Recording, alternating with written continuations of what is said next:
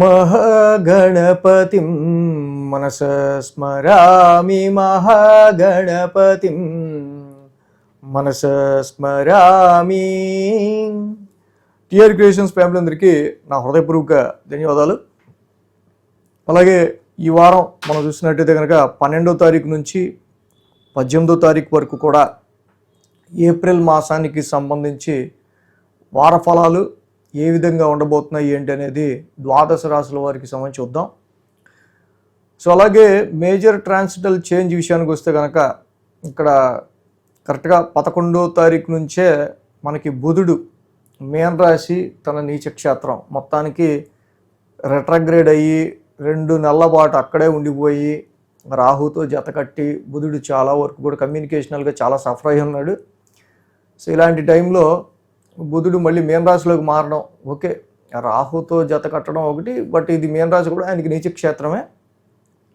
April 11 నుంచి బుధుడి యొక్క స్థాన మార్పు, 14వ తారీఖు మంగళవారం 14వ తారీఖు రవి యొక్క స్థాన మార్పు ఇక్కడ మేషరాశిలో ఉచ్చ క్షేత్రంలో ఉండబోతుంది. సో ఏప్రిల్ 14 నుంచి కూడా రవి మారుతున్నారు. సో ఇక మిగతా గ్రహాలను కూడా మనం చూస్తే కనుక రాశిలో శుక్రుడి యొక్క సంచారం జరుగుతూ ఉంది. అలాగే మిథునంలో మేషరాశిలో శుక్రుడి యొక్క సంచారం, మిథునంలో గురుడి యొక్క సంచారం, సింహంలో కేతు యొక్క సంచారం, కుంభంలో రాహు యొక్క సంచారం, మీనంలో కుజ శని బుధుల యొక్క సంచారం. మొత్తంగా ఈ విధంగా మనకు చూస్తే కనుక గ్రహాల యొక్క ట్రాన్సిట్ కూడా కనిపిస్తూ ఉంది. చంద్రుని యొక్క సంచారం మనం తీసుకున్నట్టయితే కనుక మకరం, కుంభం, మీనం, మేషం ఈ యొక్క 3 రాశుల మీదుగా 4 రాశుల మీదుగా మకరం, కుంభం, మీనం, మేషం 4 రాశుల మీదుగా చంద్రుని యొక్క సంచారం ఉండడం గమనించవచ్చు. సో ఈ విధమైన గ్రహస్థితి ఆధారంగా చంద్రగమనం ఆధారంగా ద్వాదశ రాశుల వారికి సంబంధించి రాశి ఫలాలు ఈ వారం ఏ విధంగా ఉండబోతున్నాయండి అనేది ఇప్పుడు మనం చూద్దాం.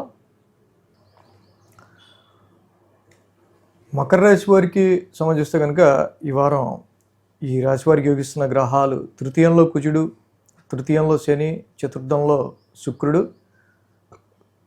మొత్తంగా 3 గ్రహాల యొక్క అనుకూలత ఈ రాశి వారికి యోగిస్తూ ఉంది. పరాక్రమ స్థానంలో కుజుని యొక్క సంచారం తప్పకుండా మార్చేసే ఫైటర్ ప్లానెట్. మీ సెల్ఫ్ ఎఫర్ట్స్కి సంబంధించి మీలో కొంచెం ఆత్మస్థైర్యం, కొంచెం విల్ పవర్, అంటే ఎటువంటి టాస్క్ ఇచ్చినా ఎటువంటి వర్క్ ఇచ్చినా చేయగలను అనే ఒక మంచి విల్ పవర్తో అది కొత్తదైనప్పటికీ కూడా ఛాలెంజ్గా తీసుకోవడానికి సంబంధించి చాలా వరకు కుజుడి యొక్క ట్రాన్సిట్ ఇక్కడ నుంచి మీకు బాగా అనుకూలంగా ఉంది. అదేవిధంగా శని యొక్క ట్రాన్సిట్ కూడా ఏలినాటి శని కంప్లీట్ అయ్యాక జీవితంలో వచ్చే ప్రతి అవకాశాన్ని నిలబెట్టుకోవడం కోసం మీరు పెట్టే ఎఫర్ట్స్ అన్నీ కూడా చాలా వరకు కొంచెం మంచి మొండిగా ఈ విషయంలో ముందుకెళ్ళే ఆస్కారాలు ఉన్నాయి. ఈ రాశికి శుక్రుడు జనరల్గానే మంచి యోగకారకుడు. యాక్చువల్గా అలాంటి ప్లానెట్ అర్ధాష్టమంలో ఉండటం ఇక్కడ చాలా వరకు మీకు మానసికంగా కొంత ప్రశాంతతకి సంబంధించి కావచ్చు, కొంచెం కంఫర్ట్స్కి సంబంధించిన విషయాలు కావచ్చు, వీటికి సంబంధించి మంచి అనుకూలమైన ఫలితాలు ఈ గ్రహాల వల్ల మనకు కనిపిస్తూ ఉన్నాయి. అలాగే 1, 2, 3, 4 స్థానాల మీదుగా చంద్రుని యొక్క సంచారం ఉండటం ఈ రాశి వాళ్ళకి సంబంధించి ఆదివారం అలాగే బుధ గురువారాలు ఈ రాశికి సంబంధించి చాలా అనుకూలమైన ఫలితాలు మనకు కనిపిస్తూ ఉన్నాయి. రాశి నుంచి చంద్రుని యొక్క సంచారం ఉండడం, రాశి నుంచి చంద్రుని యొక్క సంచారం ఉండటం, రాశిలో చంద్రుడు యోగిస్తారు, రాశి అధిపతి తృతీయంలో ఉండటం. సో మైండ్ కొంచెం ప్లెజెంట్గా ఉంచుకుంటా ఏ పని మీద మీరు ఎఫర్ట్ పెట్టి కొంచెం సాధించడానికి, కొంచెం కష్టపడటానికి మీరు ముందుకు వెళ్తూ ఉంటారో వాటికి సంబంధించిన విషయాల్లో కొంచెం చాలా వరకు మీరు సెల్ఫ్ ఎఫర్ట్స్ పెట్టడానికి కొంచెం రెడీగా ఉండటం, ఎంత కష్టమైనా తీసుకోవడానికి. అలాగే సోమ మంగళవారాలు చూస్తే ద్వితీయ స్థానంలో చంద్రుని యొక్క సంచారం, ఆల్రెడీ రాహు ఉన్నారు అక్కడ, రాహు ద్వితీయ స్థానంలో ఉన్నారు, రాహు ద్వితీయ స్థానంలో ఉండటం, అలాగే ఆ ద్వితీయ స్థానంలో ఉన్న రాహు యొక్క సంచారం ఏదైతే మనకు కనిపిస్తూ ఉందో ఈ రాశికి సంబంధించి ఫైనాన్షియల్ మ్యాటర్స్లో, ముఖ్యంగా ఫైనాన్షియల్ మ్యాటర్స్లో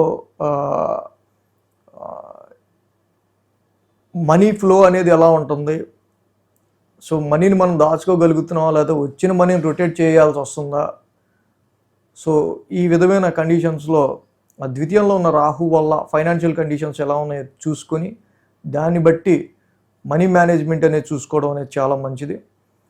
సో అలాగే కుటుంబ పరంగా కూడా కొన్ని సందర్భాల్లో రిలేటివ్స్ వల్ల కొన్ని ఖర్చులు అనేవి ఈ రాశి వాళ్ళకి కనిపిస్తూ ఉన్నాయి. అలాగే బుధ గురువారాల్లో చూస్తే కనుక తృతీయ స్థానంలో ఇక్కడ చంద్రుని యొక్క సంచారం మనకు కనిపిస్తుంది. తృతీయ స్థానంలో చంద్రుని యొక్క సంచారం ఉంటాం.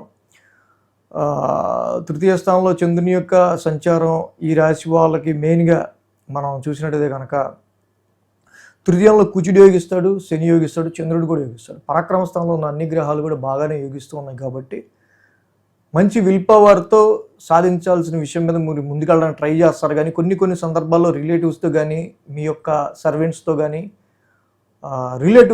సర్వెంట్స్తో ఆరు మీ కొలీగ్స్తో చిన్నపాటి డిస్ప్యూట్స్ అనేవి ఉండే ఆస్కారాలు కనిపిస్తున్నాయి. కాబట్టి ఈ పాయింట్ ఆఫ్ వ్యూలో కొంచెం జాగ్రత్తగా ఉండాలి. అలాగే ఈ రాశికి అర్ధాష్టమంలో రవి చంద్రుల యొక్క సంచారం కూడా నడుస్తుంది వారం. దానికి అర్ధాష్టమంలో రవి యొక్క సంచారం ఈ వారం నుంచి మొదలవుతుంది. అర్ధాష్టమంలో Ravi not that much favour యాక్చువల్గా.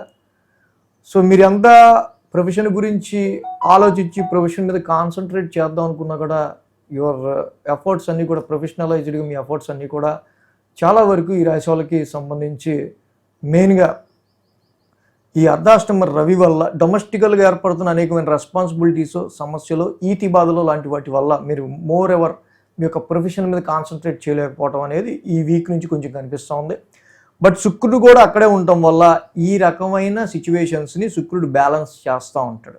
రవి ఒక పక్క అన్కంఫర్ట్ని ఇస్తూ ఉంటే శుక్రుడు మళ్ళీ కంఫర్ట్ లెవెల్స్ని ఇవ్వడానికి ట్రై చేస్తూ ఉంటాడు. సో ఈ విధంగా షష్టమ స్థానంలో గురువు గారి యొక్క సంచారం కూడా నడుస్తూ ఉంది. కాబట్టి ప్రజెంట్ ల్యాక్ ఆఫ్ కోఆపరేషన్, మీకు సహకరించేవాళ్ళు, సాయం చేసేవాళ్ళు, గురుబలం కొంచెం తక్కువగా ఉండటం వల్ల ఈ టైంలో మీకు హోప్ ఇచ్చేవాళ్ళు, రెఫరెన్స్ ఇచ్చేవాళ్ళు వీళ్ళతో కొంచెం తక్కువ ఉంటారు. కాబట్టి వీళ్ళ విషయాల్లో కొంచెం జాగ్రత్త వహించకుండా ఈ షష్టమ గురుడి విషయంలో దేవానాంచ ఋషీనాంచ గురు నవగ్రహ శాంతి మంత్రం చదువుకుంటా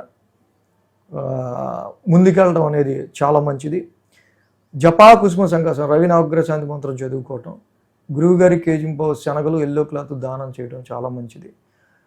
జపా కుసుమ సంకాసం కూడా నిత్యం చదువుకోవటం, అలాగే ఆదిత్య హృదయ పారాయణం చేసుకోవడం కూడా ఈ రాశి వాళ్ళకి చాలా మంచిది.